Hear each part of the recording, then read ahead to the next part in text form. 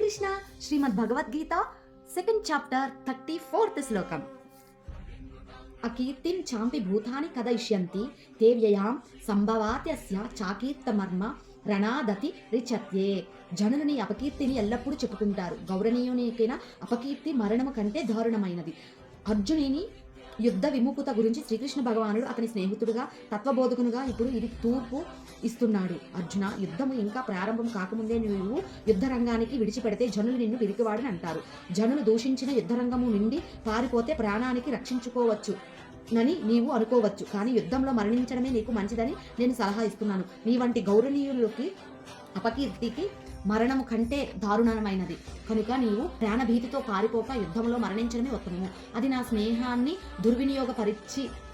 పరిచి చావడనే అపకీర్తి నుండి, సంఘంలో అప్రతిష్ట నుండి నిన్ను కాపాడుతుంది అని భగవానుడు అన్నాడు. కనుక భగవంతుని తుది తీర్పు ఏమిటంటే యుద్ధంలో మరణించాలే గాని దాని నుండి తప్పుకోకూడదు.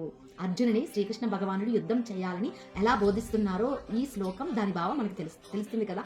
యుద్ధ రంగంలో రాజు ఆపోజిట్గా ఉండే వాళ్ళని చంపడం వల్ల దానివల్ల ఇతనికి ఏమీ అపకీర్తి అంటే అహింస పరంగా ఏమీ రాదు.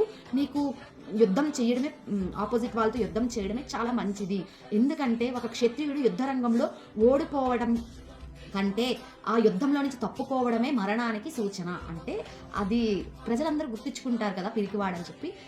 మనకి శ్రీకృష్ణ భగవానుడు ఎంతో చక్కగా ఈ ఒక్క శ్లోకంలో మనకి బాగా తెలుస్తుంది.